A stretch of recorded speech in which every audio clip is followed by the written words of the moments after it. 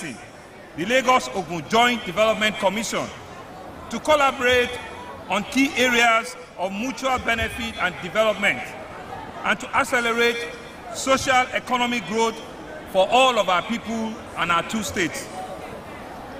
And several other areas we can talk about. The very, very iconic Ijebu-Ode-Epe Road, which I must say that my brother has completed his own side. Lagos State has completed, but we're taking that road further into Lekki so that the life of our citizens, of our people, can be seamless, and commerce and economies can move between the two states. I spoke earlier about the fact that Lagos and Ogun nourished by water around. Our big Adiyan Water Works is a project that is in Lagos, but we draw the water from Ogun State, from Ogun River. So you can see that indeed there's a lot that we have jointly in common. The rail project that we're doing in Lagos State is starting in Lagos, but it's extending and will be terminating in Ogun State. I want to take it further. So Kabiyesi, you can see that your two sons, the two governors, are indeed working together to ensure that the people of the two states have what we call real, true dividend of democracy. And we're happy that it is during your tenure, during your reign, that good things are happening in Ijebu, in Ogun State, and in Lagos State. Kabiyesi, let me just mention how specially gratifying it is for me to have been chosen to be the special guest of this year's event. Because if you look at the history of the people that have come to cheer this event, the likes of the former president, Chief Olusegun Obasanjo, a national leader, like I said, Asiwaju Bola Ahmed Tinubu, as well as our business tycoon, Alhaji Aliko Dangote, among other eminent personalities that these great countries have thrown. Let me also use this opportunity to make this rallying call on all sons and daughters of Yoruba race, and to pronounce that in the unified spirit of the Ojúde Ọba celebration, it is my firm hope and belief that the entire Yoruba race will rise up and unite as one momentous body to ensure that the candidacy of Asiwaju Bola Ahmed Tinubu, a proud Lagosian, a proud Yoruba man, but more importantly, a completely detribalized Nigeria, become the next president of the Federal Republic of Nigeria come May 2023. Báṣemaṣọ, Yorùbá ló kàn, Aṣíwájú ló kàn, àwa ló kàn. Finally, it is my prayer that the Almighty God will continue to keep us in good health, in sound mind, to witness more Ojúde Ọba celebration and more Salah celebration with our Kabiyesi sitting in our midst. Kabiyesi, tí lọ́bí kọ́kọ́ Ọlọ́run ayé ìlọrẹ ní fún wa, pẹ́pẹ́pẹ́pẹ́pẹ́, yìí ráwọn great grandchildren. There is nobody pass anywhere. The plane have not even been announced. Kabiyesi, Amarimba, lágbára Ọlọ́run.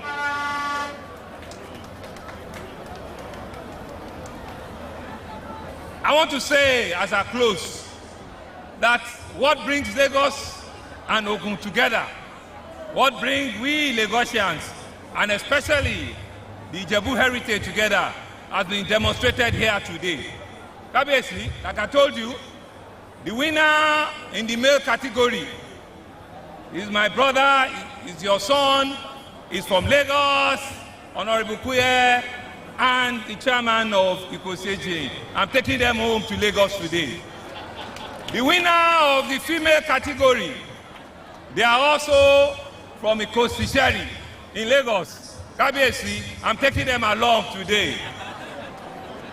The main Balogun, the Balogun Alausa, there is Alausa in Lagos. Mo ti tọrọ ẹ lọ́wọ́ Kabiyesi, aláùsá balógun aláùsá tó jẹ́ ọ̀gbẹ́ni balógun gangan wọ́n bá wa lọ sẹ́kọ̀ọ́ lẹ́nìí kábíyèsí bàbá máa ṣojú di ọba next year àmú wọn padà wá ó tún wá bá yín ṣe àbí bẹ́ẹ̀ kọ́. I want to say that indeed I'm so excited looking at the crowd, looking at the rich heritage, looking at the turnout of important men and women, Nigerians from diaspora, sons and daughters of Ogun State, of Ijebu land, that have come and turn up here today and defer the rain to stand to celebrate the 2022 Ojúde Ọba celebration. Kábíyèsí, kádé ó pẹ́ lórí o, pípadà pẹ́ lẹ́sẹ̀, ọba ń ta àgbè gbogbo wa o. I want to thank you very much. I want to say that indeed I'm excited to have come to witness this event, and by God's grace, it will certainly not be my last. Thank you very much, and enjoy the rest of the day. Ẹ ṣé gan. That was Governor Sanwo-Olu of Ogun State. The former governor of Ogun State, Excellency, the former deputy governor of Ogun State, Mrs. Yetunde Ononuga. I'd like to recognize all members of the National Assembly here present. I want to particularly recognize the chairman of today's occasion, who is represented by Mr. Yomi Ogunbamowo. The chairman of today's occasion is Dr. Mike Aderiga Jr. DCON. I'd like to recognize the Olórí Ọmọọba Akilẹ̀ Ìjẹ̀bú, Ọ̀túnba Michael Ọlájúbò ní Balógun CON. The chairman of Right Food, Alhaji Sulaiman Ajegun FR. Our chairman planning committee of this year's Ojúde Ọba Festival, Ọ̀túnba Barrister Wahab Oshinusi. All members of the Ogun and Lagos State Executive Councils are here present. All service chiefs that are here present. All the council of Ọ̀túnbas and chiefs of Ijebuland. The Balógun of Ìjẹ̀bú-Òde, Balógun Agbo. Èyí máa dùn tó, èyí máa dùn tó, èyí máa dùn tó, èyí máa dùn tó, Èyí máa dùn tó ní ti gbajúmọ̀. Ayẹyẹ èyí máa dùn tó ní ti gbajúmọ̀. Ẹni bá sọ pé kò dùn tó, kò jẹ́ kí ẹ àwòrán o. Èyí máa dùn tó, èyí máa dùn tó, èyí máa dùn tó ní ti gbajúmọ̀. Ayẹyẹ èyí máa dùn tó ní ti gbajúmọ̀. Thank you. It is indeed a pleasure of mine to be standing here amidst you this afternoon as we gather here in Ijebu-Ode to celebrate yet another Ojúde Ọba festival.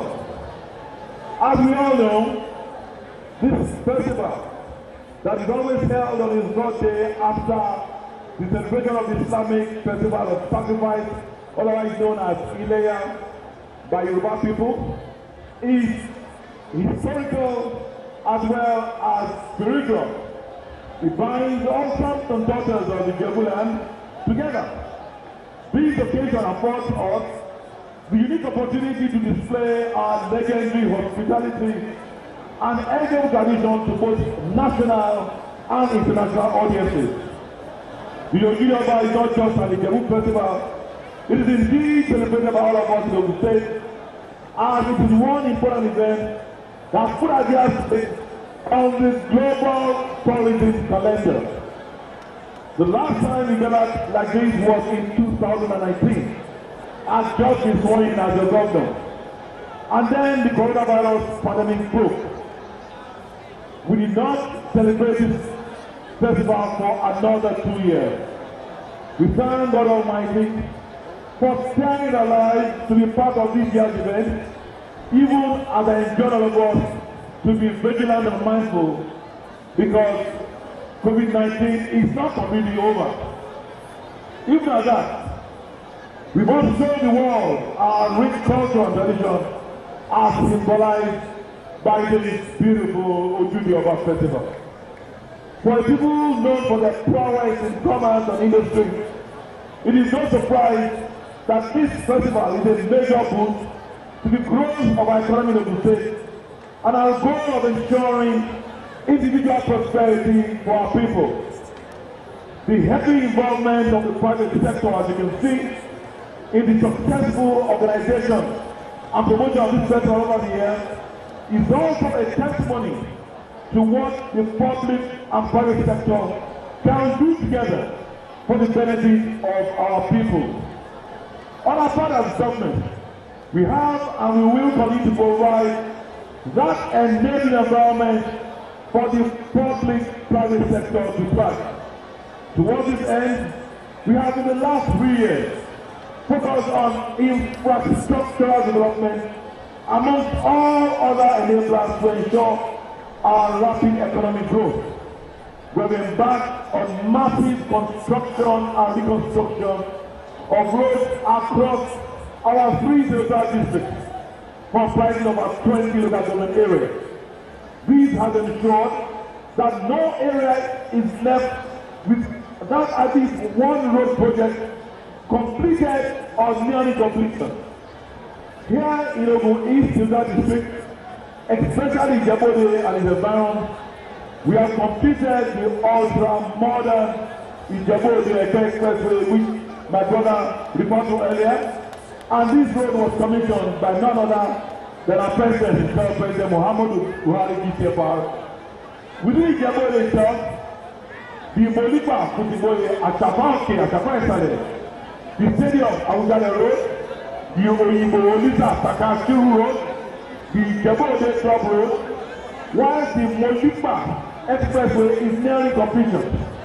We have also facilitated the reconstruction of the Ogun-Ala Ijebu-Ode Road, which is being funded by Dangote using his tax credit. Other roads in Ijebu is that we have constructed as the Oru, our Lakoro Road in Ijebu North Local Government area, the Molusi College Road in Ijebu-Ngbo, the Esure Ijebu-Mushin Road in Ijebu East, the Obaeri Road in Sagamu, and many others. The initial Agbo Road that was abandoned for over 11 years is nearing completion and will soon be commissioned. Lest I forget to mention our international agro-cargo airport, which by the grace of God will be completed and commissioned on the 4th December 2022. I am also pleased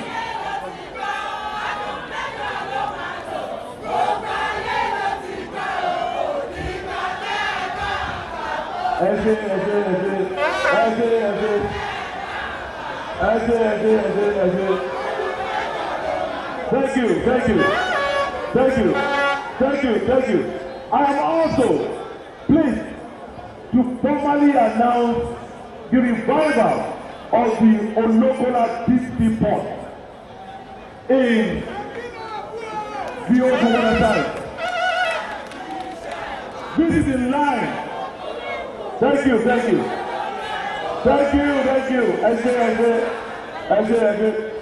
This is in line with our transport master plan and the promise I made to Kabiyesi Awujale that port will be built. Kabiyesi, in your lifetime, we will commission the Olokola Disney Port. As I promised when I was warning, we will not develop any part of this state at the expense of the other. Our effort to take our gas to the next level is not limited to road infrastructure alone, as we have delivered over 1,500 affordable housing units spread across the three major districts in the last 3 years. We have reconstructed over 1,000 classrooms and have delivered over 100 public health centers out of the 236 that we're targeting. I'm mindful of the fact that we are gathered here today to make merry and celebrate the Ojude of our festival, and not time yet to give account of my stewardship.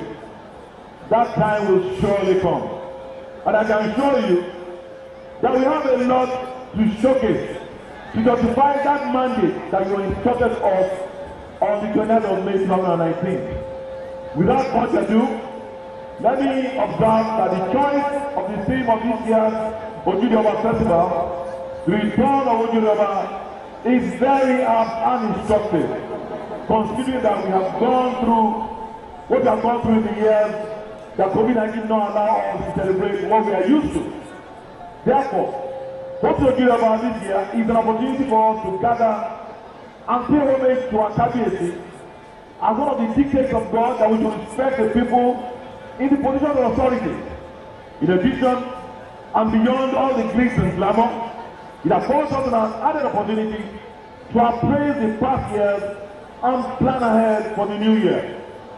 It is therefore imperative that we take the opportunity of this year to plan for the continued development of Ijebu land, and the entire of the state. All these are in tandem with our inclusive and participatory approach to the continued development and the building our future together agenda. On this note, on behalf of the government and the good of the state, I congratulate our revered Kabiyesi, His Royal Majesty Oba Aláyélúwà, Dr. Sikiru Adétọ̀nà, CFR of Gbagba II, Awujale and Samuel of Ijebuland, and all the sons and daughters of Ijebuland, both at home and in diaspora, on the celebration of this year's 2022 Ojude Festival. I commend all the high chiefs, the Otubas, the Reverends, and generality of the people, particularly the members of the Ojude Planning Committee, and all other persons who have contributed into the hosting of yet another elaborate and successful event. As a symbol of unity, Ojude Festival remains a rallying point for all Ijebu sons and daughters to celebrate and honor our revered Kabiyesi. And for the past 2 centuries, the people have continued to embrace this rich tradition as an important avenue towards creating strong communication and innovation. That is, the event is more important to the Ijebus, particularly for its developmental tendencies, as they are forced also opportunity to look beyond the past, evaluate the present, and see what the future holds. That is why, as a government, we are proud to identify with the hosting of this annual event, not only to bring about the development of Ijebuland, but the continued development of Ogun State. While the commemoration of Ojude Festival will continue to remind us of the uniqueness of our culture and heritage, we will continue to embrace the great lessons of communal understanding, love and unity that come with it in all our endeavors. In particular, we are most excited to be part of this year's celebration. As a government that believes that this unique festival will attract tourists in appreciable numbers, calls for the development of our infrastructure and general upgrading of our environment. That is why our administration, your administration, has continued to take the tourism sector as an important factor in our quest for a more practical approach in driving the economy of the Nigeria state for desired growth and development. Apart from the fact that the tourism sector has going to contribute immensely to our GDP, the role of the sector in employment generation, poverty alleviation, and food security remains unquantifiable. As part of our efforts, therefore, we have put measures and structures in place to continue to support tourist activities and harness the potential of the tourism sector. In doing this, we will also continue to improve the profile of our state as the industrial capital, not only in Nigeria, but the entire sub-Saharan Africa. At this point, let me thank our highly revered Kabiyesi Alaleluwa, Yamjali and family of Jebuland, and all the Jebus, both home and abroad, for their continued support and collaboration for the successful implementation of our building and future together agenda. Apart from the cultural development and tourism promotion, the entire Jebuland remains the crux of our developmental plan. In fact, the Ogun East District is one of the regions our dear state remains the gateway state of Nigeria. Let me use the occasion of this Ogun festival to assure the Jebus and the entire people of Ogun State of our invitation's unwavering commitment to complete all ongoing projects and equally embark on new ones in a determined effort to develop all sectors across our three geographic districts. As a matter of fact, we will continue to do more to promote Ojuyoba Festival and our cultural heritage spread across our district. Therefore, I enjoin you all to continue to support, cooperate, collaborate, and pray for administration. And I use this same medium to call on all other well-meaning individuals and corporate bodies to join us in the success of the state. You will find us ready, willing, and worthy partners. Before I end this address, let me appreciate the supportive role of various sponsors of this annual event, particularly Global.com, Right Food, and all those who have supported us, Nigerian breweries, and particularly my brother, the Executive Governor of Lagos State, Governor Babajide Sanwo-Olu, for accepting Kabiesi's invitation to be the special guest of honor, despite his very busy schedule. Your Excellency, may our state continue to witness more successful joint cooperation and collaboration. May we have many more things to celebrate together in Jesus' mighty name. I commend the organizing committee and all those who have, in one way or the other, contributed to making this year, 2022, Ojuyoba Festival a success. In the same vein, I commend all the efforts of the various community development stations, the Ijebu Royal Council, religious leaders, the Oloritons, Otumas, Chief of the Ijebu, the Baloguns, the Baloguns, not leaving behind the Regereged and the Giwas. Let me use the opportunity to charge our youth to emulate the good work of various Ijebu sons and daughters who have through hard work attained very enviable positions in society. Please shun cultism. Please shun cultism. And shun all other acts of criminality in quest to be successful. Once again, I congratulate Kabiesi and all sons and daughters for witnessing this year's edition of Ojuyoba Festival. I wish you all a wonderful, fulfilling, and fun-filled celebration. Àṣíríṣà mọ̀jú gbogbo wa tóbi jẹ ní o. Kábíyèsí ẹ̀ẹ́dì ìlọ́bìdọ́gbà ẹ̀ lọ́dún tó ń bọ̀. Adọ́mọ àjọkọ̀ à á ṣe Ojúyoba ìmí lójú ẹ̀dí gbogbo yìí o. Ìgbésẹ̀ ìpínlẹ̀ Èkó àjọ ti gbogbo wa ni.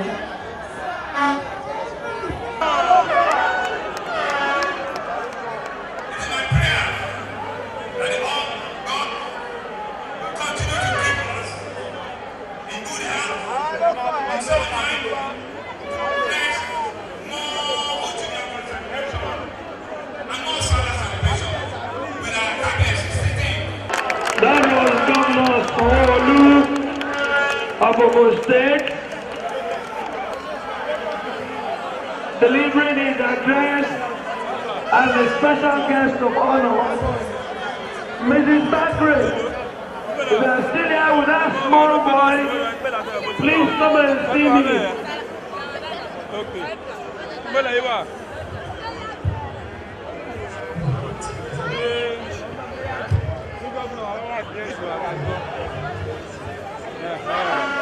We will now have the governor of Ogun State.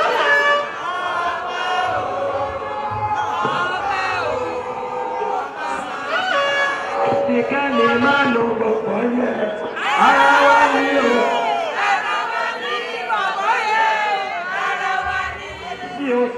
Sí o lè lé o.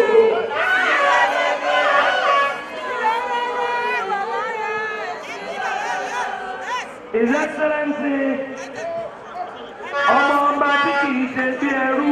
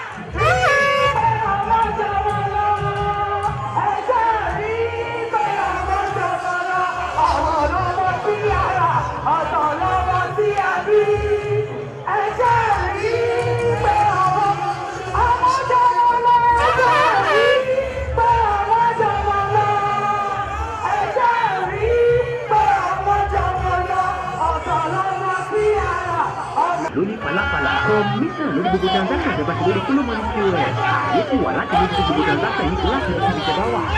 wọ́n yà báyìí tó láti lè gba pos wa báyìí. láti gba ẹ̀rọ pos ní yálà fún ilé iṣẹ́ yìí tàbí láti fi kólómọ́nì agent lónìí ẹni pé àríyọ̀ sórí 08060925805 tàbí tolú sórí 080625333.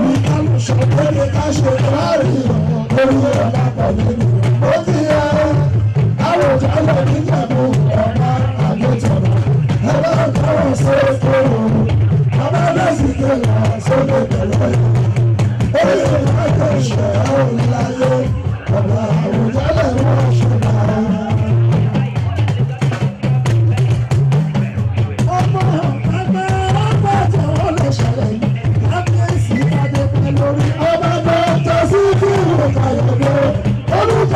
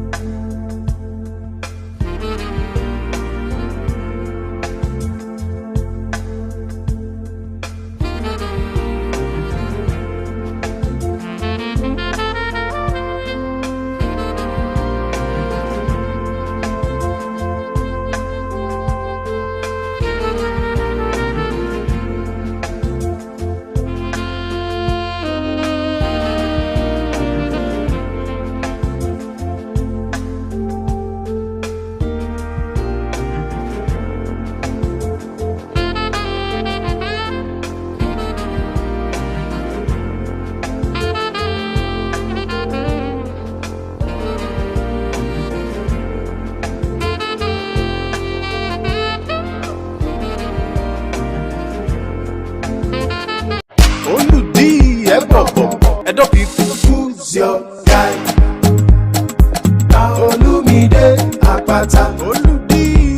See as we dey like beans and rice. Edo people, I will never leave your side. I will never ever. I dedicate my time forever. Time to you, my people. Even if the road be rough, I know mine. Cause together we shall stand. My people, make we all come out on election day and vote Olumide Osaigbavo Akpata, una guy, as governor of Edo State. He ready to change our story and bring better life for we and our pikin them.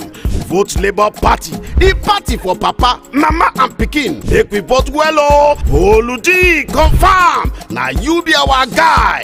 Labour Party, forward ever. Olumide Akpata. You are cordially invited to the 3rd Annual Choir Festival with the theme, Messiah My Father. The Choir Festival will feature the winner of the 2023 edition, New Wine Ensemble, the host choir, Tabernacle Choir, other competing choirs, and several observant choirs. Star prize, 3 million naira. Second prize, 1.5 million naira. Third prize, 1 million naira. 10 observant choirs get 250,000 naira each, totaling 10 million naira, plus other consolation prizes and winners in other categories. Date is Sunday, 16th June 2024. Time 12 noon prompt. Venue Abraham Tabernacle or Ba Irinwale Road, GRA Shagamu, Ogun State. Chief host His Excellency Otumba Engineer Benga Daniel, FNSC FAENG, the Ashiwaju of Remo Christians. The Choir Festival, improving the art of singing in our churches.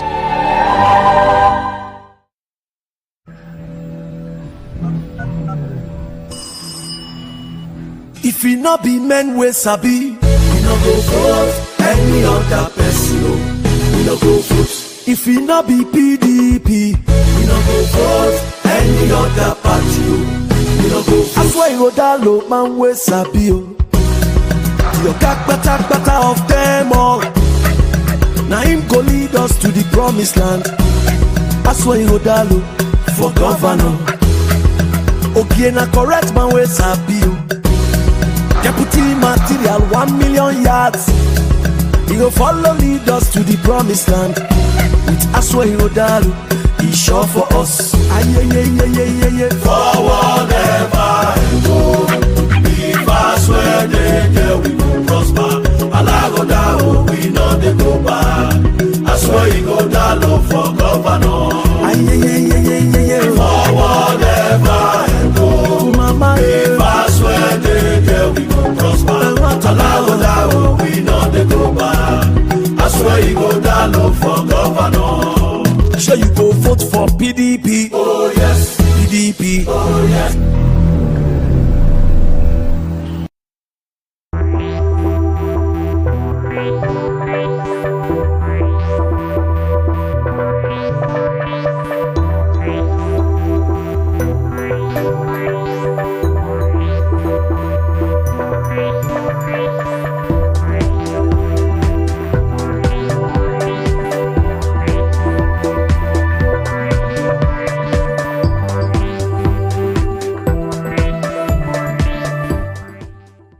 Thank you for joining us today on Biscon Television Foreign News.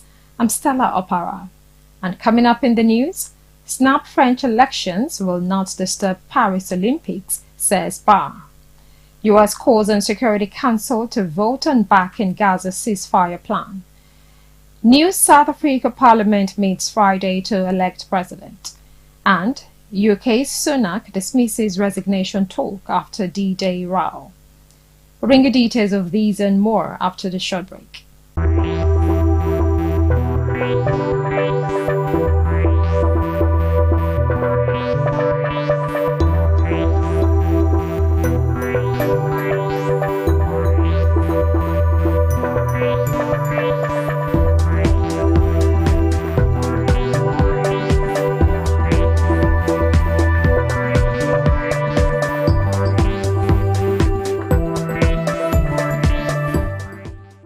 Welcome back. You're watching Biscon Television Foreign News.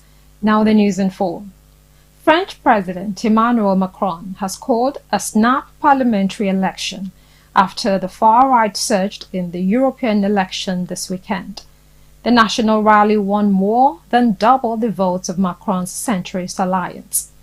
In a statement on Sunday night, Macron said, and I quote, "I cannot act as if nothing had happened," end of quote. The parliamentary election will take place on 30 June and 7 July. Macron's own position as president is not at stake. Elsewhere in the European elections, European Commission Chief Ursula von der Leyen said the centre is holding, but far-right parties made gains in Italy, Austria and Germany, as 360 million eligible voters chose 720 new members of the European Parliament.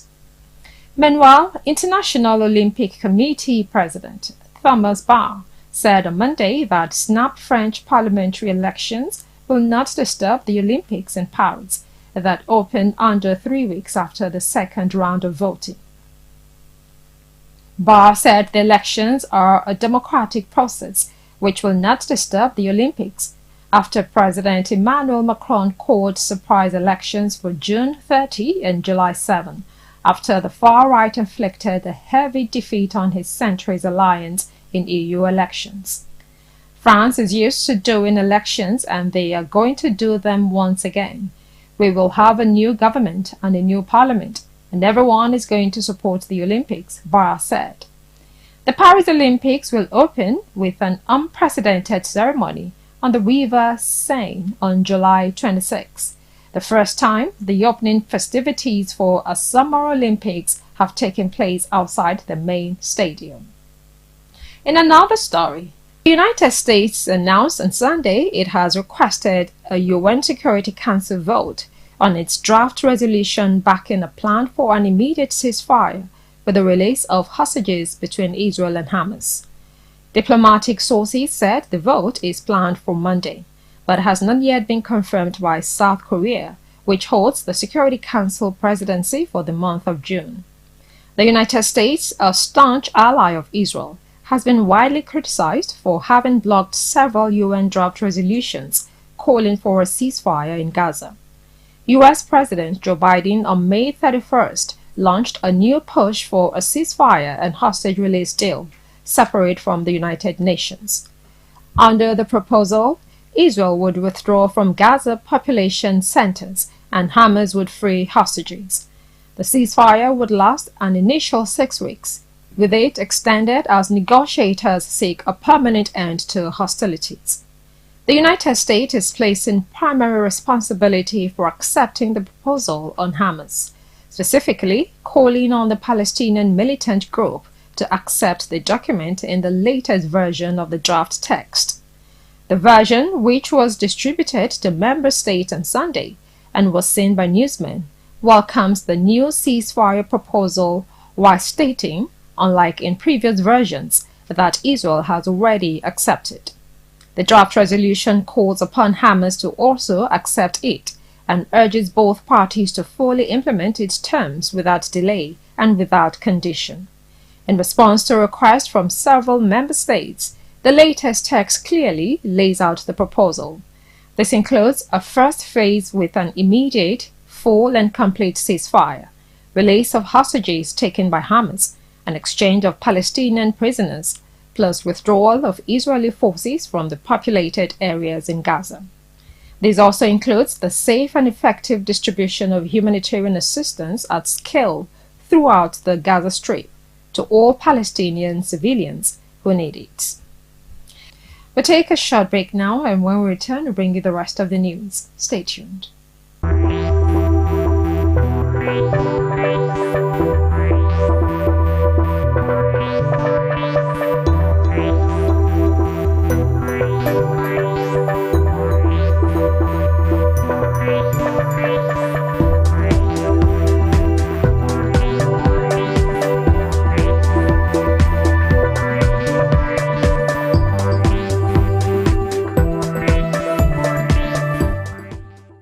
Welcome back to Biscon Television News. Now to the rest of the news.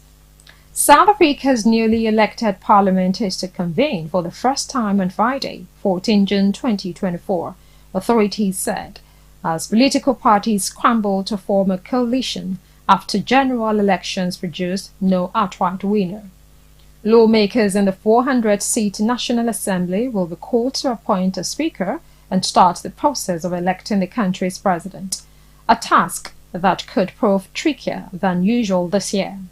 For the first time since the advent of democracy in 1994, President Cyril Ramaphosa's African National Congress (ANC) lost its absolute parliamentary majority in the May 29 vote.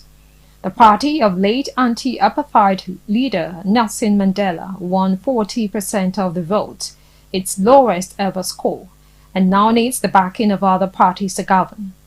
The ANC has already indicated it wants to form a government of national unity with a broad group of opposition parties, ranging from the far right to the hard left. The proposal met a cool reception from some last week, with the radical lefties Economic Freedom Fighters (EFF) initially dismissing the idea of joining hands with rivals holding radically different political views, such as the Centre-Right Democratic Alliance (DA). But talks continued over the weekend, and the top leaders of some parties, including the DA, were holding internal discussions on Monday to decide a way forward. Meanwhile, former President Jacob Zuma's Umkhonto weSizwe party, which came third in the election, winning 14.6% of the vote and 58 seats, said it was to file a court appeal to prevent the new parliament from convening, pending a separate complaint over alleged election irregularities. Now, the dramatic rescue of 4 Israeli hostages in Gaza amid efforts to try to get Israel and Hamas to agree to a ceasefire has raised questions over the impact it could have on reaching a deal, as mediated talks show no sign of breakthrough. As images of the freed and smiling 3 men and 1 woman dominated TV bulletins and news websites, tens of thousands of people joined protests across Israel on Saturday, urging the government to strike an agreement with Hamas for the release of those who are still being held. All of them now, the crowd chanted in Tel Aviv. Hamas, meanwhile, has called the operation, which its health ministry said killed more than 270 Palestinians, a massacre. Being discussed is a 3-stage plan announced by U.S. President Joe Biden earlier this month, which he described as an Israeli proposal. It would secure the release of the hostages and crucially pave the way for a permanent ceasefire in Gaza.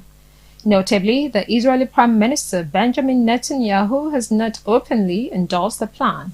It is not surprising, as he is facing pressure from multiple fronts and seems to be caught between 2 options: ceasefire or coalition. The families of the hostages, whose ordeal has gripped the nation, and Israel's international allies are calling for a deal. From the people captured in October, 116 remain in captivity. More than a third of them have already been officially declared dead, a number that is probably higher. Among those against the proposal, full details of which have not been made public, are 2 of Mr. Netanyahu's far-right ministers, Itamar Ben-Gvir and Bezalel Smotrich. They have threatened to quit the government if the deal goes ahead, which could lead to the collapse of the Netanyahu coalition. The resignation of Benny Gantz from the emergency government on Sunday is likely to result in more power to both Mr. Ben-Gvir and Smotrich, and possibly in more pressure from them on Mr. Netanyahu. Described as a moderate, Mr. Gantz is considered a possible candidate to be the next Prime Minister. And finally, UK Prime Minister Rishi Sunak on Monday dismissed rumours that he would quit before the July 4 general election, as criticism about his early departure from D-Day commemoration events rumbled on. The Conservative leader issued an apology after outrage from veterans groups that he declined to join other world leaders at an event in northern France to mark the 80th anniversary of the invasion. His decision to instead record a television interview, which also prompted criticism from his own colleagues, was the latest misstep on the campaign trail for the vote. But Sunak, whom opinion polls predict will lead the Tories to a shuddering defeat to the main opposition Labour Party, was defiant. People are gonna say what they are gonna say, he said. He warned against thinking the election result was a foregone conclusion, and said he had battled back from adversity before, notably after an internal Tory leadership defeat to Liz Truss in 2022.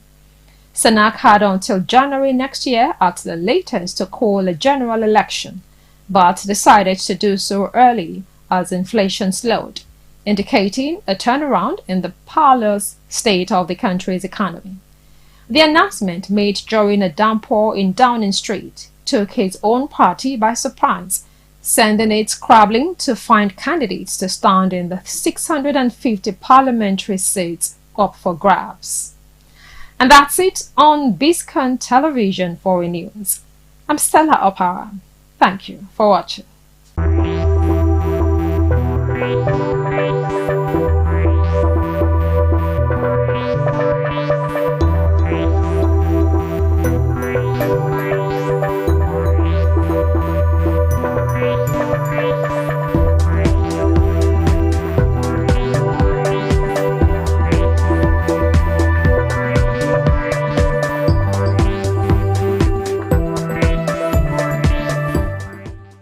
25 years and counting. Democracy in Nigeria. Past, present, and future.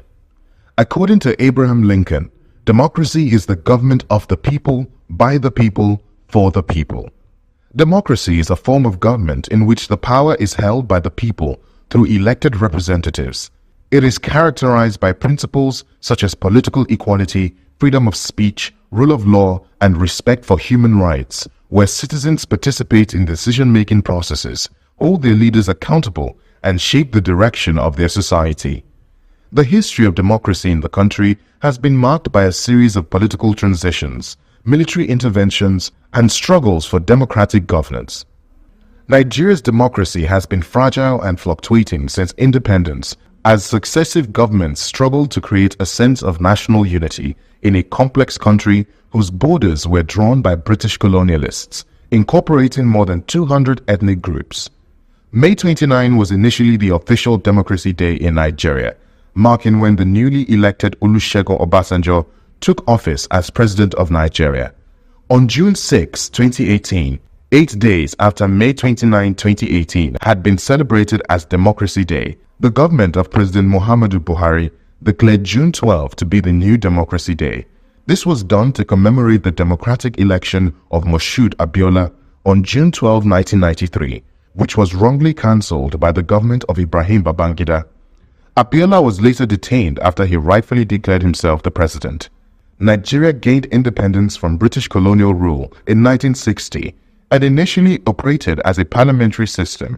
However, the country faced political instability and ethnic tensions that culminated in a series of military coups and periods in military rule. The first general elections took place in 1964, which led to the formation of a government headed by Prime Minister Abubakar Tafawa Balewa. However, the early years as an independent nation were marked with political instability and military coup. The first military coup took place in 1966, leading to the overthrow of the civilian government and the establishment of military rule under General Aguiyi Ironsi. Despite the return to civilian rule in 1979, Nigeria continued to experience political turmoil with multiple military coups and periods of military rule. It was not until 1999 that Nigeria saw a return to democracy with the election of Olusegun Obasanjo as president. Since then, there has been several elections with power transitioning between different political parties. The 1999 Constitution created the Fourth Nigerian Republic, a federation with democratic rule, which remains in force today. The 1999 Constitution identifies the national capital, 36 states and their capitals, and 774 local government areas within Nigeria. The nation operates on a federal system of democracy, with the executive headed by the president, The legislature is formed by the National Assembly of Senate and House of Representatives, while the judiciary is headed by a Supreme Court. With 25 years on, democracy in the country has faced challenges over the years, including allegations of electoral fraud, corruption, political violence, ethnic and religious tensions, and economic struggles. Also, Nigeria's army, once regarded as the continent's most capable, has been dramatically weakened over the past decade. It has failed to provide basic security in large parts of the country, struggling to contain an insurgence by the terrorist group Boko Haram, bandits, kidnapping, and other forms of security threats. In recent years, the country has witnessed a growing youth-led movement advocating for good governance, accountability, and the end of police brutality through movements like End SARS. These movements reflect the aspirations of Nigerians for a more inclusive and responsive democracy that addresses the needs of all civilians. During this period, Twitter, now X platform, was banned for more than a year following the protests, while big media houses closed and journalists fled, diminishing open debate. Security incidents go unreported or misrepresented for fear of reprisals by the government. NSAS did not produce a political party, and in many ways, its separation from traditional politics was its power. But it showed a hunger for more democracy, not less, among Nigerians, and a solidarity among Nigerians' enormous population of young people. The country, which has made efforts to strengthen its democratic institutions, such as the Independent National Electoral Commission, INEC, responsible for conducting elections, and reforms aimed at improving transparency, accountability, and rule of law, violence has been a lingering feature of elections in the country. Voter turnout has steadily decreased as voters have become disillusioned by the recycling of political candidates, the lack of internal democracy in political parties, and the failure of government to deliver real progress. Chinua Achebe, a Nigerian novelist, poet, and critic, says sustaining democracy in Nigeria will require more than just free elections. It will also mean ending a system in which corruption is not just tolerated, but widely encouraged and hugely profitable. Despite these challenges, democracy in Nigeria continues to evolve, with greater participation from civil society organizations, the media, and the general public in the political process. Nigeria remains committed to democratic ideals of freedom, transparency, and accountability, as enshrined in its constitution. Upholding democracy in Nigeria requires a commitment to the rule of law, protection of human rights, transparency and accountability in governance, and free and fair elections. State policing, curbing insecurity problems in Nigeria. Nigeria, the giant of Africa, is faced with a lot of problems ranging from insecurity, unemployment, poverty, amongst others. The nation is confronted with a myriad of security challenges ranging from terrorism to banditry, abduction, kidnapping, and killings. Despite being culturally rich and endowed with abundant mineral resources, Nigeria grapples with insecurity, primarily due to negligence on the part of both the government and its citizens. The government, as outlined in the 1999 Constitution, bears the responsibility of defending the nation against internal and external threats. However, to effectively address insecurity, the government must solve the high rate of unemployment and poverty. There must be a concerted effort to prioritize indigenous education and uplift socio-cultural standards. Nigeria has 36 states, 774 local government areas, over 250 ethnic groups, and a diverse terrain in its 923,768 square kilometers, the 32nd largest area in the world, with a population of about 226 million people. Expecting a single police force to patrol and secure such a country is impracticable. The reliance on a single federal police force has strained resources and limited the capacity to address security concerns adequately across the country. The evidence of this has been written in innocent blood being spilt daily, property ransacked, entire communities despoiled, and terrorism, banditry, kidnapping, armed robbery, organized crime, drug and human trafficking, and cultism across the country. About 63,111 were killed across the country from June 2015 to May 2023 by terrorists, bandits, Fulani herdsmen, communal combatants, cult gangs, and in extrajudicial killings by security agents, according to the Council on Foreign Relations, Nigeria Security Tracker.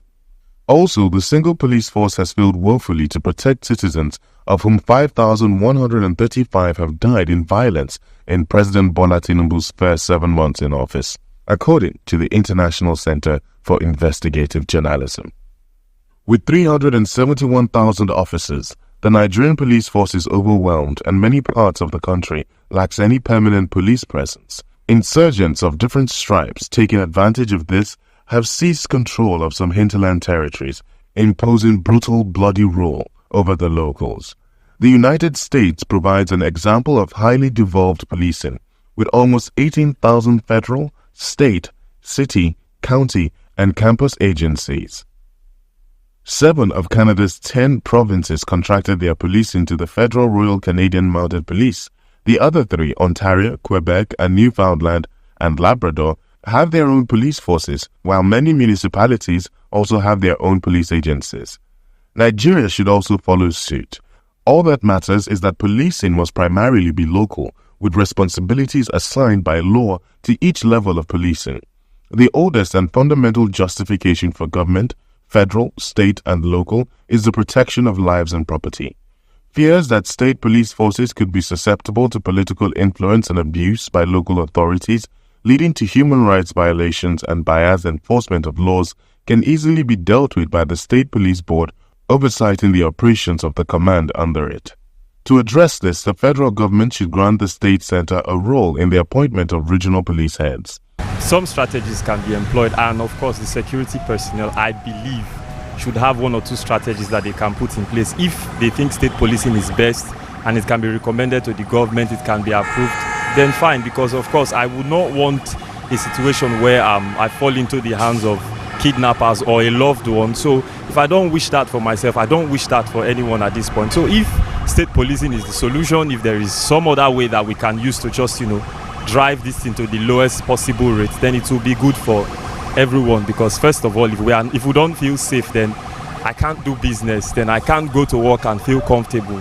I can't hang out with my friends, I can't travel to do anything. And once I don't feel safe, that means you've literally hindered every other thing that would even bring about the so-called economic development. For example, you don't expect me to send, if I have a trailer or a truckload of goods across different states when I'm not sure how safe the highways are. So, like I said initially, I may not be the best person to recommend for the security personnel, but if they know some way that the government can approve for them to go ahead to curb the insecurity, then they should go ahead.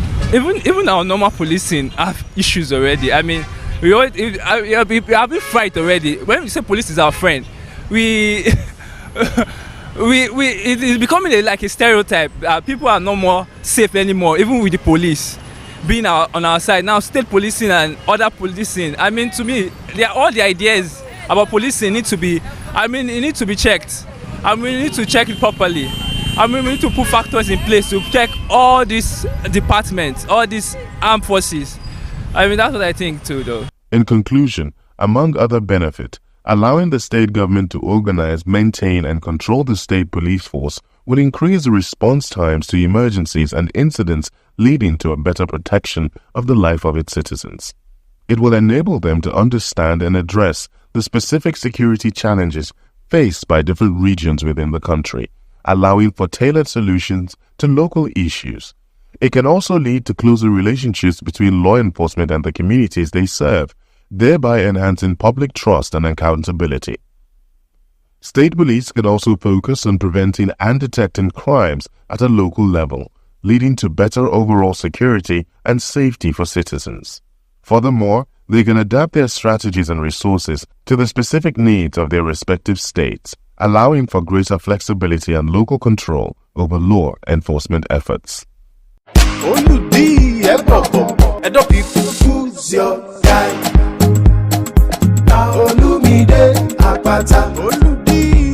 See us we dey like beans and rice. Edo people, I will never leave your side. I will never ever. I dedicate my time forever. Time to you, my people. Even if the road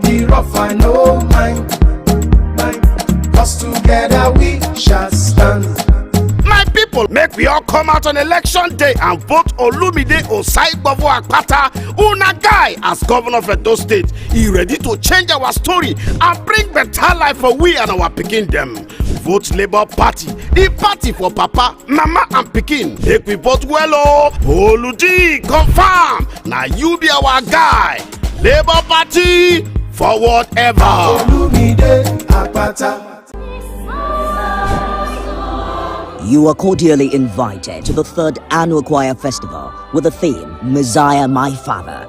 The Choir Festival will feature the winner of the 2023 edition, New Wine Ensemble, the host choir, Tabernacle Choir, other competing choirs, and several observant choirs. Star prize, 3 million naira. Second prize, 1.5 million naira. Third prize, 1 million naira. 10 observant choirs get 250,000 naira each, totaling 10 million naira, plus other consolation prizes and winners in other categories.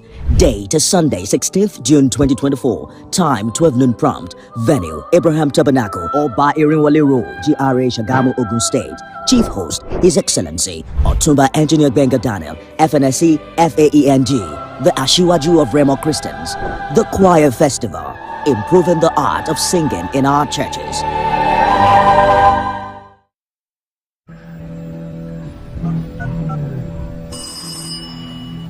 If we not be men we sabi, we no go vote any other person. We no go vote. If we not be PDP, we no go vote any other party. We no go vote. That's why you download man we sabi. You got better of them all. Now him go lead us to the promised land. That's why you download for governor. Okay, na correct man we sabi.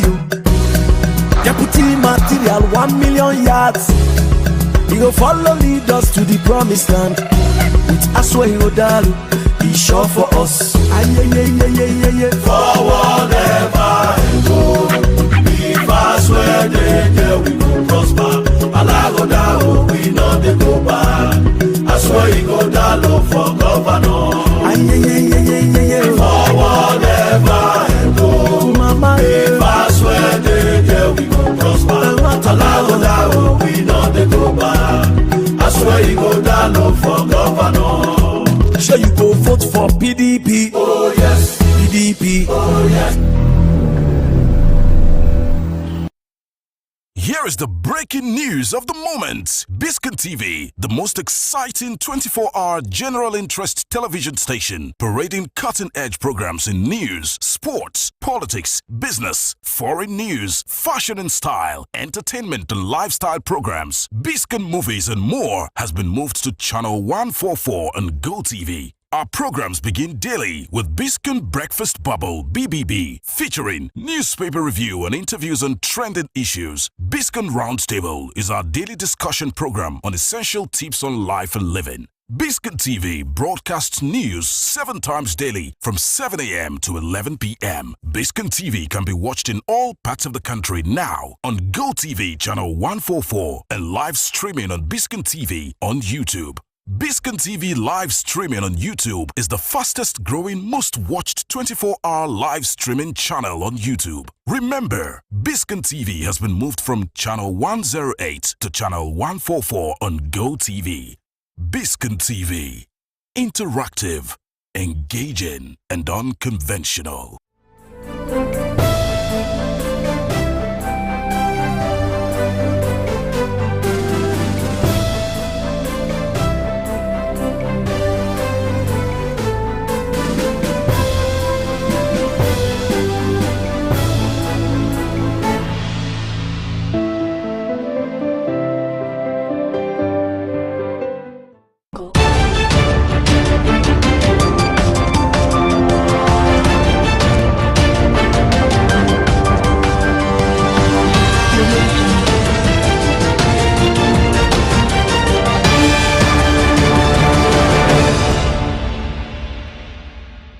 Thank you for joining us again on the News Hour on Biscon Television. I'm Stella Opara.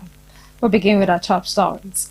On the national scene, Nance say bill seeking 6-year single-term anti-democratic. President Tinubu and Akpabio's leadership driving Nigeria to greatness, Natives leaders say. In business news, U.S. Secretary Yellen says public-private investments needed to sustain growth. On the foreign scene, Supreme Court rejects challenge to abortion drug mifepristone.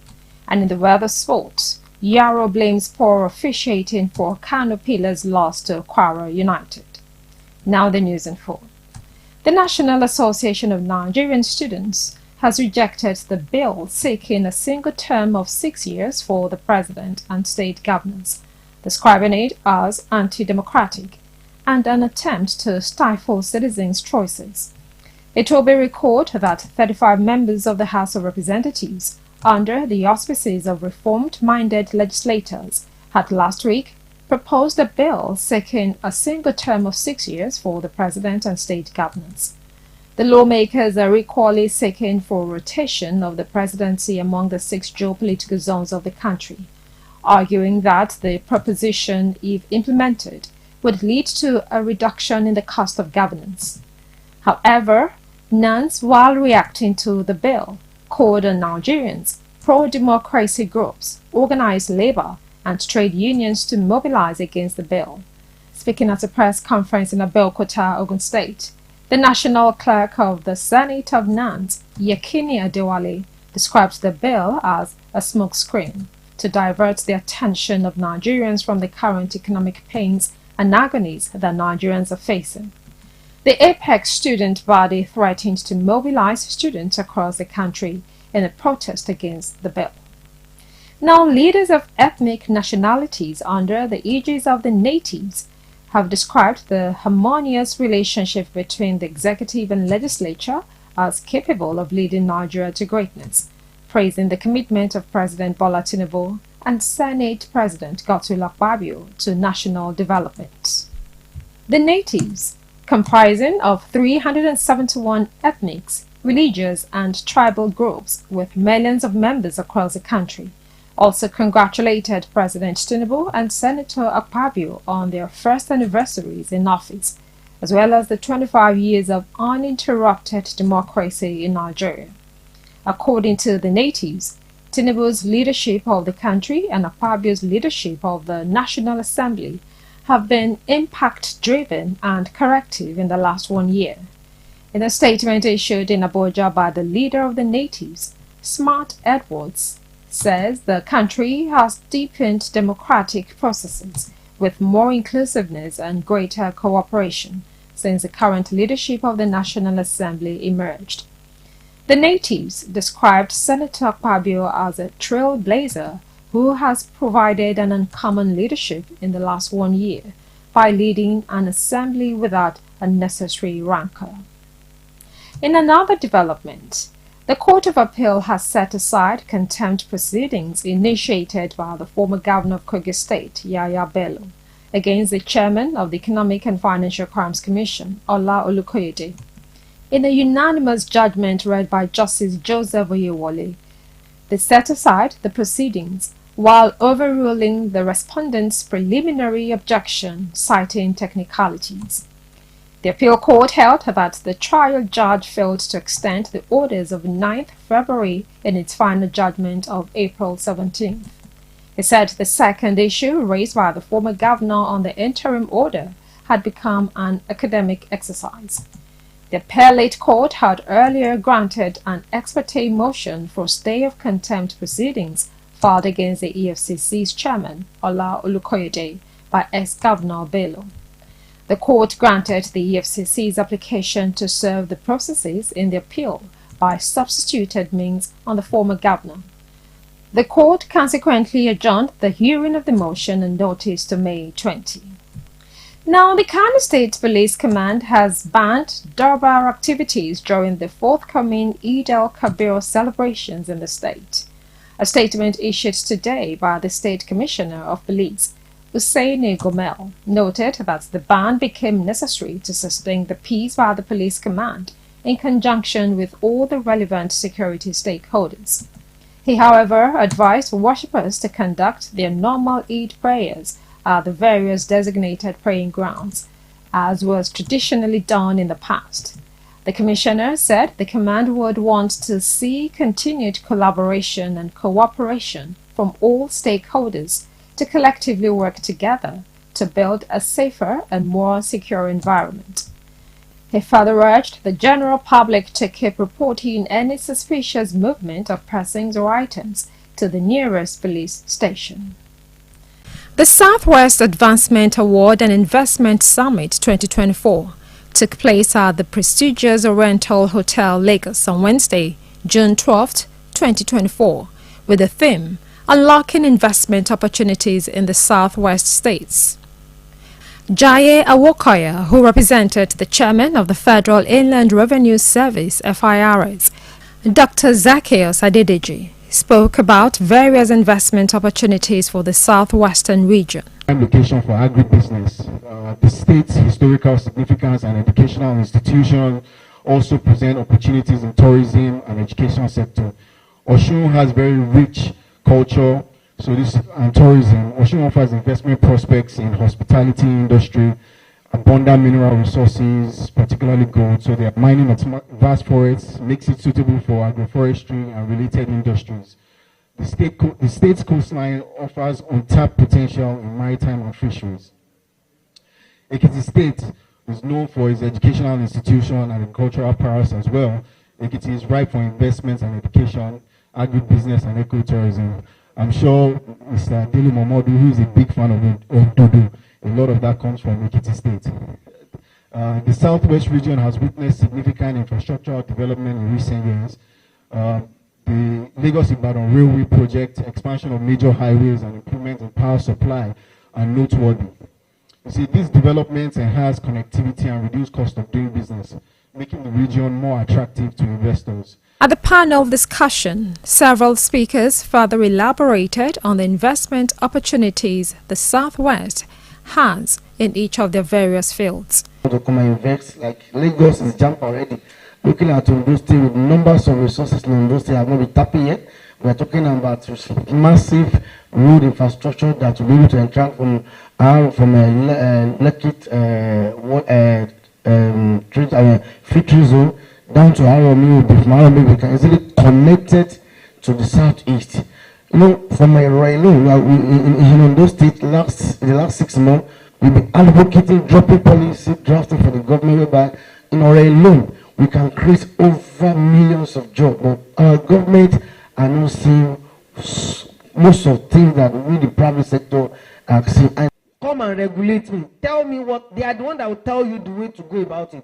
But many of us, because of our relationship with colonial masters that has been passed on from our parents and generations, we fear the government when we should see them as collaborators. And they themselves have not helped because of the way they do like emperors and kings in their kingdoms.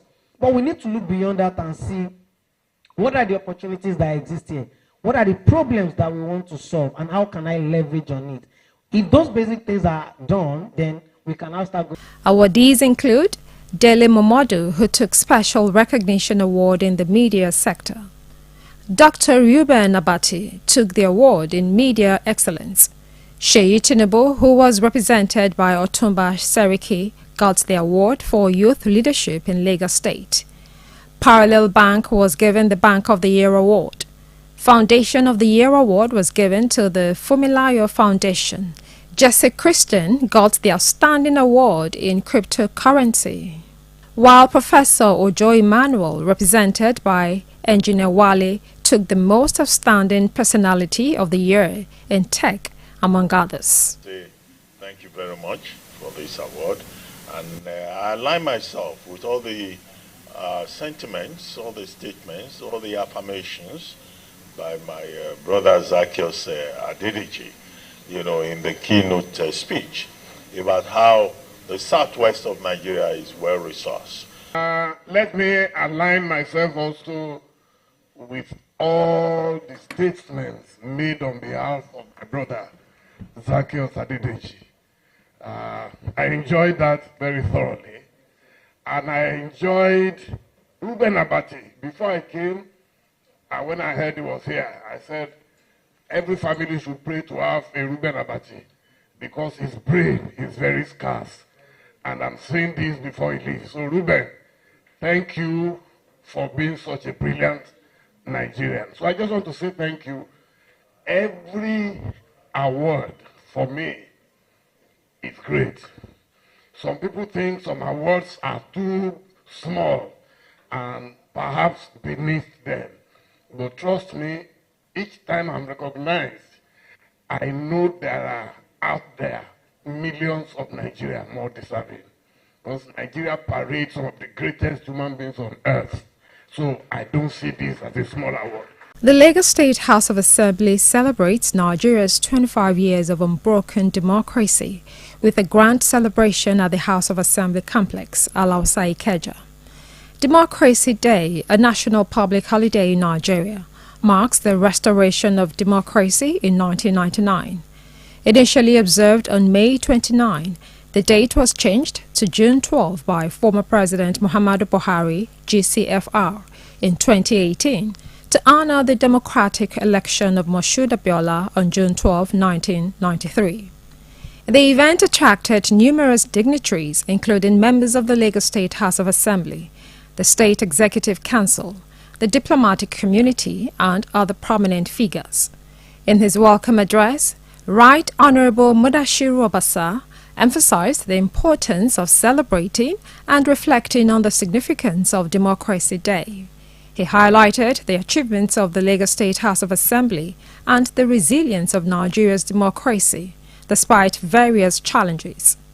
Obasa paid tribute to the memory of MKO Abiola, Kudirat Abiola, and other heroes and heroines of modern democracy, including President Bola Ahmed Tinubu. Despite challenges and setbacks, we have faced elections, protests, debates, and our commitment to democracy has remained unwavering. We have demonstrated that democracy is not a destination, but a journey. And we are proud to be on this path. Tonight, we honor sacrifices of those who fought tooth and nail for democracy we enjoy today. We remember the likes of Chief MKO Abiola and his wife, Kudirat Abiola, who paid the ultimate price in the struggle for democratic governance. We remember the courage and resilience of those who stood firm in the face of oppression, who refused to be silenced, who fought for the freedom we enjoy today. People like Professor Wole Soyinka, Chief Gani Faweyimi, Chief Bolage, Chief Frank Kokori, His Excellency Senator Bola Ahmed Tinubu, GCFR. Meanwhile, the former governor of Lagos State, Babatunde Raji Fashola, delivered a speech on federalism, the quest for a perfect union, reiterating the need for legislators to create laws beneficial to the Lagos State citizens. Multinational, multi-ethnic, and the diversity that exists in our nation, history has been very clear that a federal arrangement is perhaps the best suited arrangement in which diversity can thrive. So for me, history is not wrong, and there is no going back about that. And I then go on to say that there are things that have happened in terms of technology, in terms of innovation, that have changed our world. As those things change, our needs will change, our wants will change, and therefore we will continue to go back to our rule book, which is our constitution, to say, how can we improve things in order to make our life, and by extension, I argue, our federation and our union more perfect. Honorable Abike Dabiri Erewa also addressed the role of women in nation building, urging greater female participation in governance. So really politically, we need a better playing field, and we can do it. And therefore, women ourselves, this message is to you. Let's have the courage to do what we have to do. Come out there. You know, if you are doing well in your as a professional, come and participate. Don't leave this thing to just the market woman that will sing for speaker when it's going for campaign. Baba o, baba o, baba o, Oluwa da baba si funwa. That's not the only role we should play. So let the women come out, educated women, professional women, please come out and contest elections. Even if you don't contest, participate. It's very important. And I'll tell you as women, and please listen to this. My dear women, if you are not on the table, you will be on the menu. So you had better be on the table. So if you are not on the table, that's what they'll do with you. Just eat you up and you'll be of no value. So let us ensure that we put our best foot forward and be on the table with all our fantastic men. Then as mothers ourselves, 25 years of democracy, what values are we imparting on our children? So while we go into politics, while we excel in what we do, as mothers, the values are very important. I just came back from Accra, Ghana this morning. We've brought back 11 girls trafficked to Ghana. Yeah, but you know the sad part? Some of them, their mothers were involved in the trafficking. So as mothers, let's know how we're raising our children. Let's raise children to be proud of. And then as women, let's mentor one another, support one another to ensure that, we just work collectively to build this great country of ours. Still to come is business news. We'll bring you details shortly.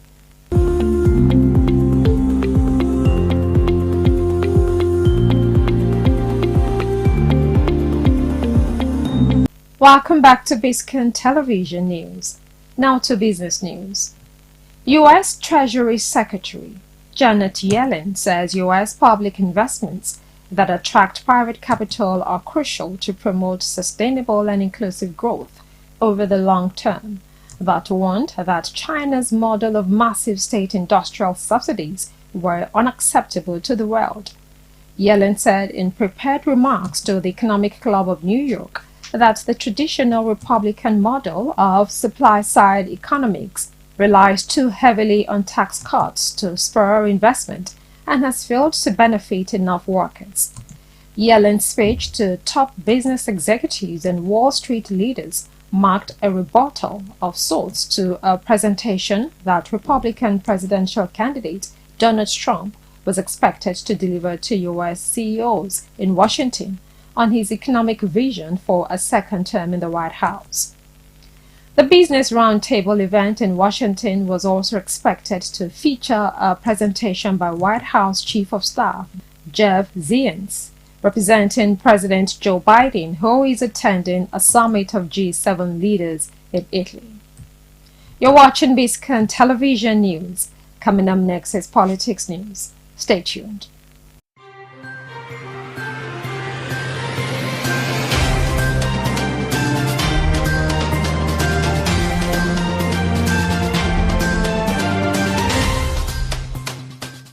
This is Biscon Politics. The Supreme Court has reserved its judgment on the suit the federal government filed to secure full autonomy for the 774 local governments in the country. A 7-man panel of the court, led by Justice Garba Lawal, today okayed the matter for judgment.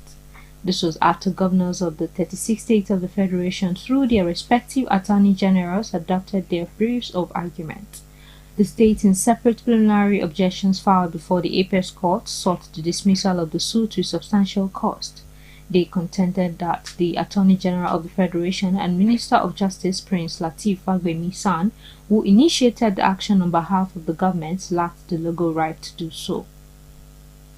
Now, the Tijaniya Islamic movement has urged the Emir of Kano Lamido Sanusi to reject his reinstatement by the state government. The leader of the movement, Mahi Inyas, advised Sanusi to follow the example of his grandfather, who rejected his reinstatement for the peace and stability of Kano. This was contained in a letter signed by its supreme leader, Inyas, Newsman reports. The Islamic sect called on Sanusi and deposed Emir Aminu Bayero and the Kano state government to prioritize the interest of the people. Inyas urged all the parties involved to work towards a peaceful resolution that is legally acceptable. As reported by Newsman, Sanusi, who is the leader of the Islamic movement in Nigeria, was turbaned in Kaolack, Senegal in May 2021. That's all on Biscon Politics.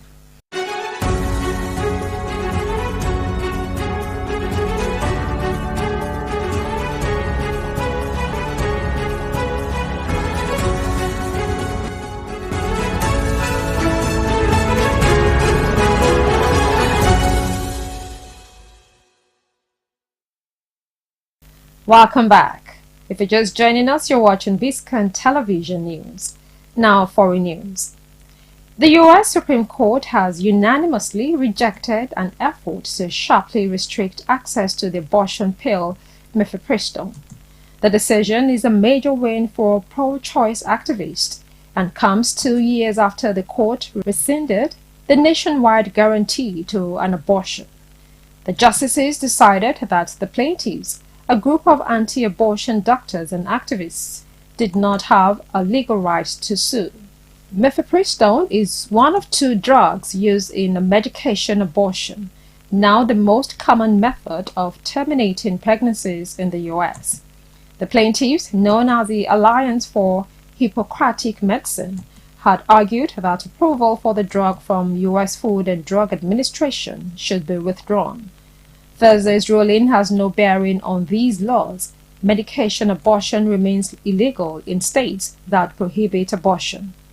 But abortion pills have acted as an effective workaround to these bans, with thousands of pills flowing into restrictive states through the mail. Pro-choice activists welcomed the continued access to abortion pills, but warned the Supreme Court's decision was a qualified victory. We'll take another short break, and when we come back, we'll bring you sports news. Join us again.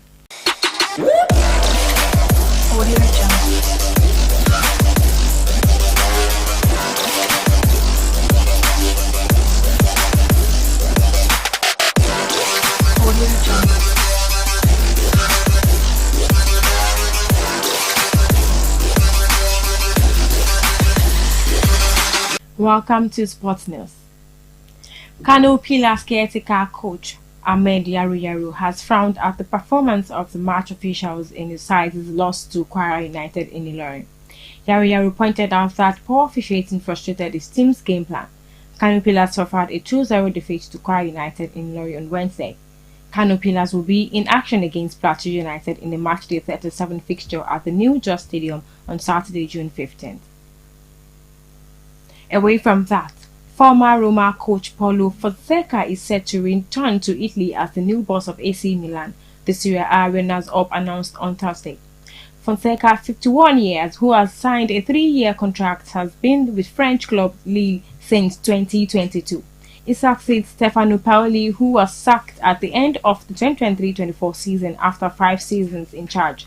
Born in Nampula, Mozambique in 1973, Fonseca began his coaching career in Portugal with stints at Paços de Ferreira, Porto and Braga before spending 3 years at Ukrainian side Shakhtar Donetsk, where he won 7 trophies and finished with a record of 103 wins in 139 matches. In 2019, he took over at Roma, where he led to 5th and 7th in Serie A, before heading to Lille, taking them to 5th and 4th in Ligue 1 and guiding them into Europe in both seasons he had in France. Milan are coming off a trophy-less season, their 19th league title game in 2022, where they were second best by some distance to City rivals after who won the title. They were eliminated from the Champions League at the group stage, finishing 3rd behind Dortmund and Paris Saint-Germain, and lost to AS Roma in the quarter-finals of the Europa League. The announcement marks Fonseca the second big managerial change in Italy in 2 days. On Wednesday, Juventus named Thiago Motta as their successor to Massimiliano Allegri, who was sacked last month. Now, the Professional Footballers Union of England, PFA, and France, UNFP, took FIFA to court in Brussels on Thursday to challenge the timetable unilaterally set by the forward body. In particular, in its new Club World Cup in 2025, Players Union have complained that the expanded Club World Cup, due to take place in the United States in June and July next year, is an unacceptable additional burden on players. With the support of FIFPro, UNFP and PFA has asked the Brussels Commercial Court to refer the case to the Court of Justice of the European Union by putting forward 4 questions for a preliminary ruling in early May. FIFPro and the World Association of Football Leagues had already threatened FIFA with legal actions.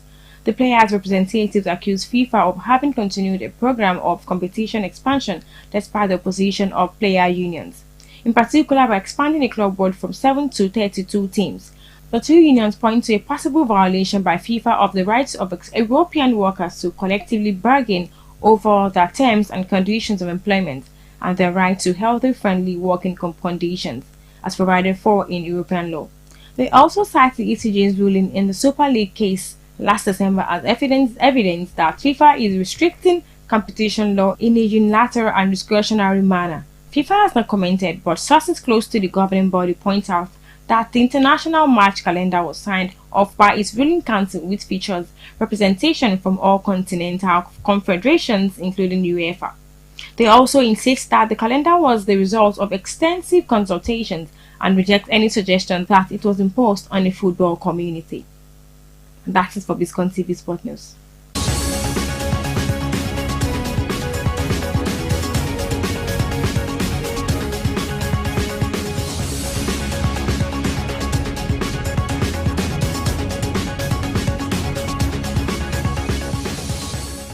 Welcome back. If you're just joining us, you're watching Biscon Television News. Now to entertainment news. Action Extreme CEO Chi Kyung-chung has wrapped up production for his upcoming action thriller, Son of the Soil. The film features British-Nigerian actor Raz Adoti as the lead actor. In a statement, Chung said this is his first experience of working in Nigeria, and he's excited to be working with such an incredible cast and crew, adding that the dynamic landscape and rich culture provide the perfect backdrop for the film. Son of the Sword follows the story of a former Nigerian soldier, Zion Ladejo, who is haunted by his past. He is compelled to return to Nigeria after the tragic death of his sister, embarking on the relentless quest for vengeance and redemption. The film, written by Adoti, is co-produced by Chung and Nigeria-based Wingonia Ipe, who also serves as casting director through her company, Boxonia Blueprint. You're watching Biscon Television News. The news continues shortly.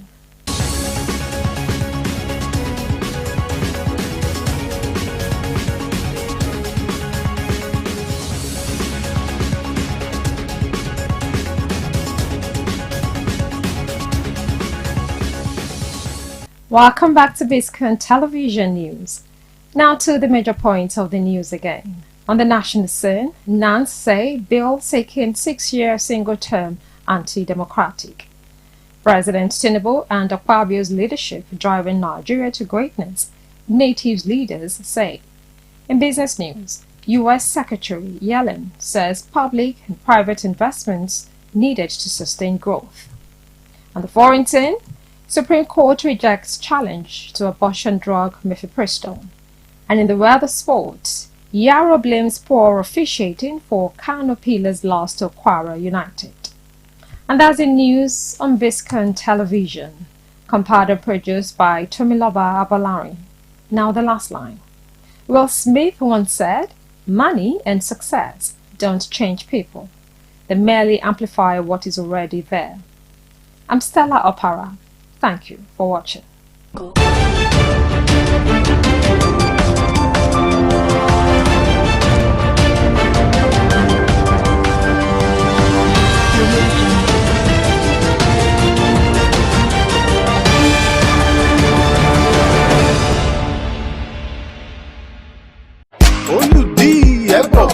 And don't people who's your guy? Olumide Apata. See as we dey like beans and rice. And don't people, I will never leave your side. I will never ever. I dedicate my time forever. Time to you, my people. Even if the road be rough, I know mine. Cause together we shall stand. My people, make we all come out on election day and vote Olumide Osaigbovo Akpata, una guy, as governor of Edo State. He ready to change our story and bring better life for we and our pikin them. Vote Labour Party, the party for Papa, Mama and Pikin. Make we vote well, oh. Oluji, confirm. Now you be our guy. Labour Party, forward ever. Olumide Akpata.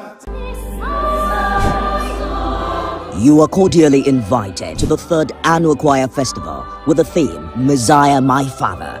The choir festival will feature the winner of the 2023 edition, New Wine Ensemble, the host choir, Tabernacle Choir, other competing choirs, and several observant choirs. Star prize 3 million naira, second prize 1.5 million naira, third prize 1 million naira. 10 observant choirs get 250,000 naira each, totaling 10 million naira, plus other consolation prizes and winners in other categories. Date is Sunday, 16th June 2024. Time 12 noon prompt. Venue Abraham Tabernacle or Ba Irinwale Road, GRA Shagamu, Ogun State.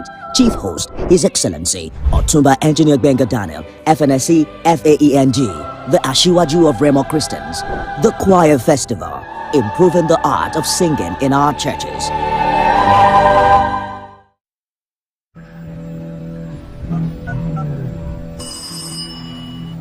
If we not be men we sabi, we no go vote any other person. We no go vote. If we not be PDP, we no go vote any other party. We no go vote. That's why you go down low, man we sabi. You got better of them all. Now him go lead us to the promised land. That's why you go down low for governor. Okay, na correct man we sabi. Deputy material 1 million yards. He go follow lead us to the promised land. With Aswe Yodalu, he sure for us. Forward ever and go. If Aswe there we go prosper. Alagoda we know they go back. Aswe Yodalu for governor. Forward ever and go. If Aswe there we go prosper. Alagoda we know they go back. I swear you go down low for governor. Sure you go vote for PDP. Oh yes. PDP. Oh yes.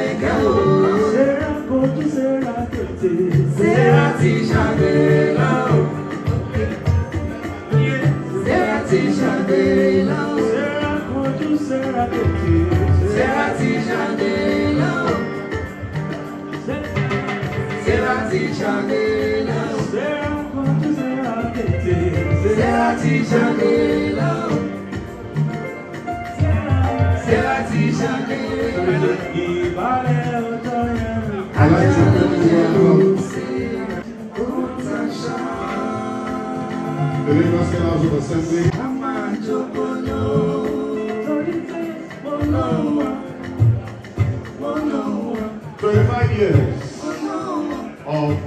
unbroken democratic governance in Nigeria.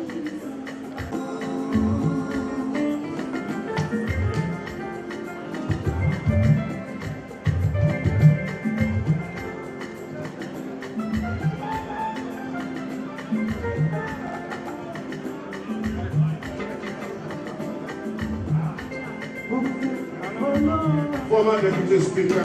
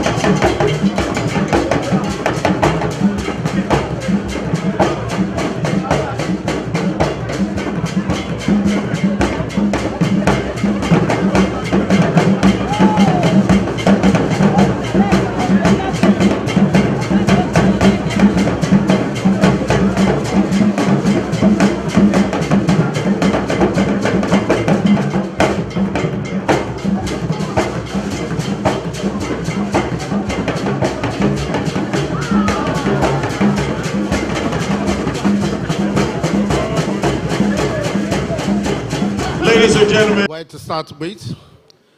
I just have to say a very big thank you to each one of us in this hall.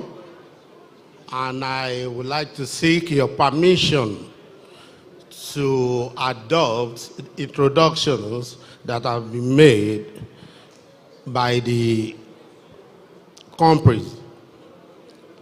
But however, I would like to be a bit partial by recognizing those people we have brought here to talk to us this evening. And I'm sure each one of us will grant me that honor. With us this evening, I would like to recognize the First Lady of Lagos State, who is in our midst this evening.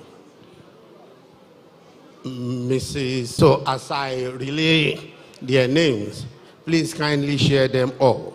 We have Laurent Favier, Consul General, French Embassy. Thank you, sir, for coming.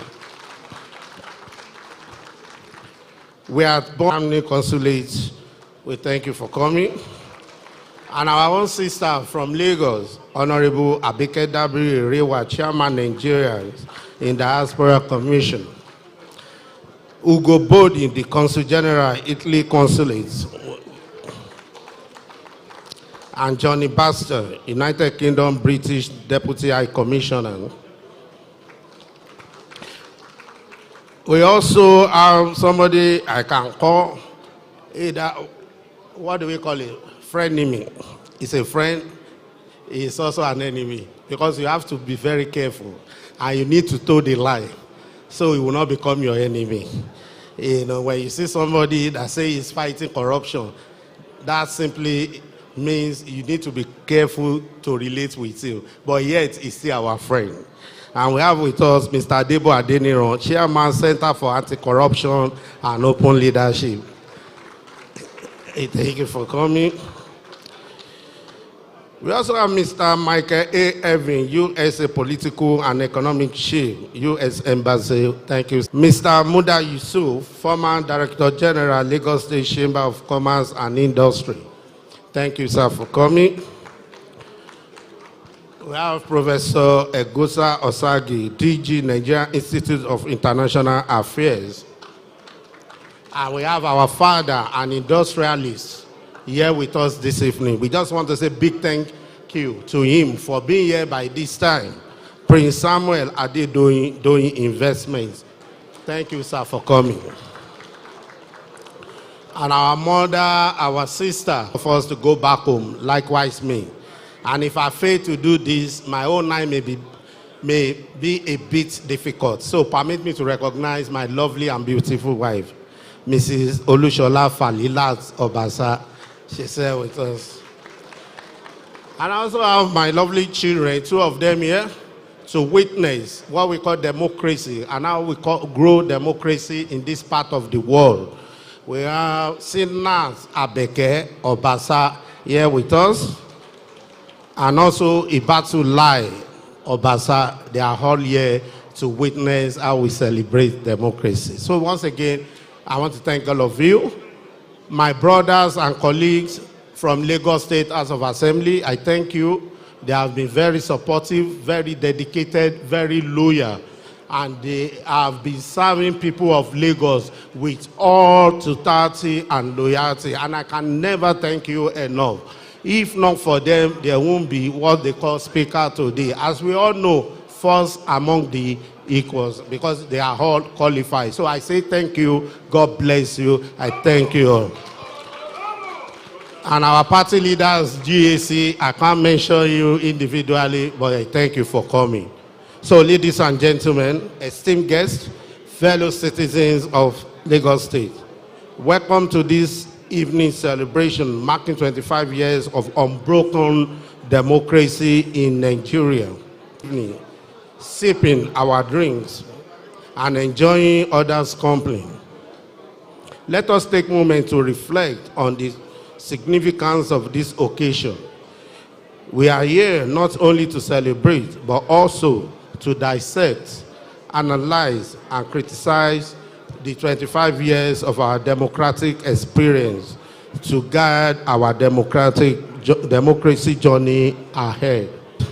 We are gathered here today celebrating the silver jubilee of unbroken democracy in Nigeria, a milestone that is worthy of recognition and celebration.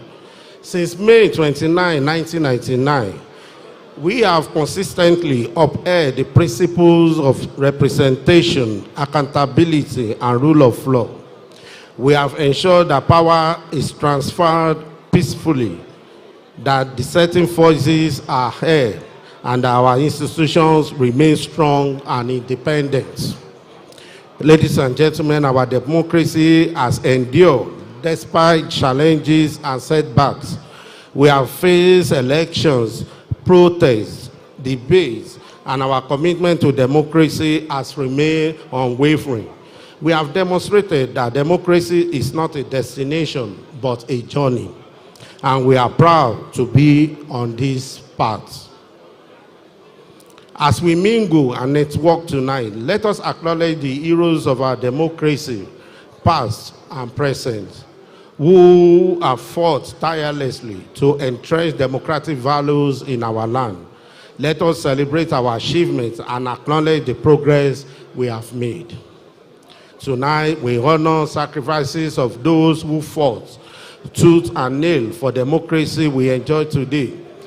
We remember the likes of Chief MKO Abiola and his wife Kudirat Abiola, who paid the ultimate price in the struggle for democratic governance.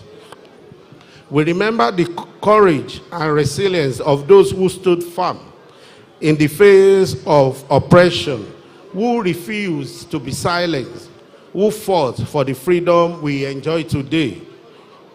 People like Professor Wole Soyinka, Chief Gani Faweyimi, Chief Bolage, Chief Frank Kokori, His Excellency Senator Bola Ahmed Tinubu, GCFR, General Shehu Musa Yaradua, Dr. Beko Ransom Kuti, Abraham Adesanya, Chief Anthony Ehano, General Alani Akiriande, Admiral Ndubusi Kanu, Alfred Riwani, Kayode Fayemi, Colonel Abubakar Umar retired, Chief Ganiu Daudu, Chief Ayo Okpadokun, Chief Alawo Akala Bashorun, former United States Ambassador to Nigeria between 1993 and 1997, Walter Carrington, late Navy Commodore Ebitu Ikwe, retired, Clement Unwako, late Balarabe Musa, Olu Falaye, Lam Adeshino, Chief Olabi Idrojaye, Dan Sulaiman, Right Reverend Bolanle Bonigi, Professor Bolaji Akinyemi, former Foreign Affairs Minister, Professor Segun Gbadigesin, Rokpo Shekoni, Adebanjo, and General Adebayo Williams, who all offered intellectual support for NADECO. Femi Falano, SAN, who luckily is with us this evening. Femi Aborishade, Joe Igbokwe, Olisa Agbakuba, Chief Cornelius Adebayo, Ayo Obe, Governor Uba Sani, Reverend Father Matthew Kuka, Ebu Adegboruwa, Clement Nwako, Debo Adenoyo, who is also with us, Akinola Orishagbemi, who was personal assistant to Kudirat Abiola, Chukwuemeka Iseife, who died recently, Innocent Chukwuma, Shima Ubani, Bumi Aborishade, Dr. Tunji Braithwaite, Chief Rav Obioha, Colonel Gabriel Ajayi, Senator Shehu Sani, Abdul Oro, and Ayo Adebanjo. Journalists who joined the struggle include former Governor of Ogun State, Chief Olusegun Oshoba, Nosa Igeebo, Bayo Ononuga of the News and Tempo, Kunle Ajibade, who was jailed for life, Bayo Ononuga, Babafemi Ojodu, Chris Anyanwu, and Bagauda Kato, who was killed, to mention but a few. Others who joined the struggle include Dr. Frederick Fashewu and Are Gani Adams of OPC organization. Ayodele Adewale, a young man then, but a grown-up now, is here with us this evening. And many unsung heroes who were killed on the streets of Lagos. Another part of Nigeria, media organizations, including National Concord, Tel Magazine, Punch, The Guardian, and Tribune, truly proved their worth as fourth estate of the realm. There were also resilient market women, ably led by Alaja Abibat Mogaji, the late Iyaloja General. We also remember noble rules of some of our royal fathers, particularly the Awujale of Ijebuland, His Royal Majesty Sikiru Adetono. The Nigerian Labour Congress at the time played formidable roles, as well as National Association of Nigeria Students, They have all etched their names in golden book of this great nation. Here we must mention some countries that stood staunchly with us during the turbulent military era, especially Canadian and South African governments. The sacrifices of all heroes have made it possible for us to gather here tonight, enjoying the fruits of democracy. We are able to assemble freely, to express our opinions openly, and to participate in democratic process without fear of persecution. These are rights that were hard-won, and we must never take them for granted. Of course, we also remember inglorious activities of those who were against democracy in Nigeria, the likes of General Babangida, General Sani Abacha, General Chris Ali, Professor Humphrey Nwosu, Babangana Kingigbe, Tony Aneni, Chief Uche Chukwumerije, Daniel Kanu, Ato Inseribe, Professor Jerry Gana, Alhaji Lateef Shofolahan, General Ishaya Bamai, Sergeant Rogers, Colonel Frank Obmeka, General David Mann, who threatened to kill MKO Abiola if he was sworn in as president, and who later became a major beneficiary of democracy and a host of father. He became a senator, and not just a senator, Senate president, and he threatened then he was going to kill MK Abiola.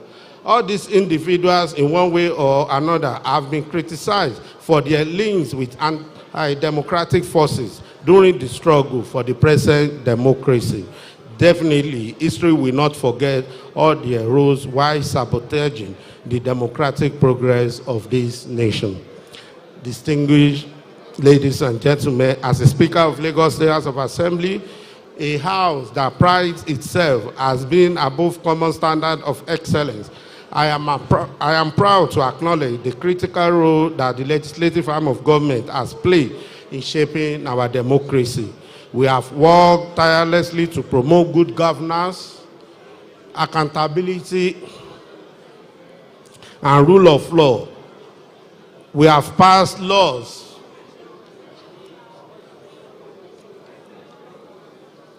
that have transformed the lives of our citizens, and we have held our executives accountable to their actions.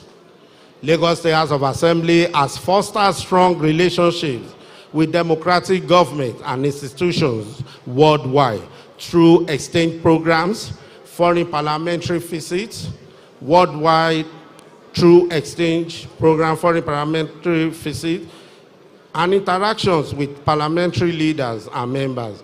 The Assembly prioritizes the education and development of its members and staff, sponsoring them to attend various training programs, seminars, and conferences locally and globally. These include Annual Commonwealth Parliamentary Association, CPA, National Conference of State Legislature, NCSL in USA, International Bar Association conferences, International Law Institute programs in Washington, USA, and visit to the British Parliament, the Westminster. As a transformative and people-centric legislature, the House of Assembly has delivered impactful laws and representation, reforming justice, social welfare, and security systems, and driving tax reform, infrastructural development, and transportation improvement.